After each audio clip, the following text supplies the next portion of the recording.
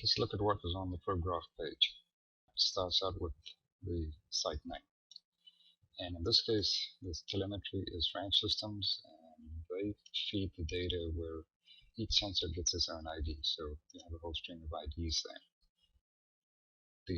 This tab will take you back to the probe setup. The arrow will take you to the previous site on the list, or you can do a drop down and go to a specific number, and this arrow will take you to the next one on the list. Edit readings will open the readings so you can edit them. Stack graph will take this information, just break it apart, and show you each individual sensor on its own graph scale. And note that these are calibrated values. So there they all are. Let's go back. Once you're in there, back to graph will take you back to the average graph. So when you're back on the average graph page, let's look at what are the other options. We have a whole set of tabs that will just show us the raw values.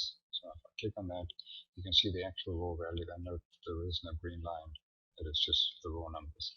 And they're all there. If this probe and telemetry delivers temperature, soil temperature, that would be in there. So let's go back to the combined, and you'll always recognize it by the fact that it's calibrated with the green line at 100%. This particular one has a rain gauge attached, and the rain would show up as a blue bar like this one. Below the graph, you can see clip-ons for the different sensors, and note that each one is now calibrated.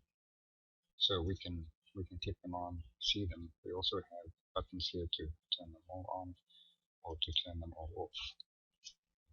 The blue line that we're looking at is the root zone average, depending on what the root zone is. This here would be the total of all the sensors combined. And that's what we have on this page. Remember that you can use a drag zoom, left click, drag down, drag across to get into some detail. You can look at that. If you now turn on a sensor, it'll show it for the same period. And if you want to go back, reset the zoom right there.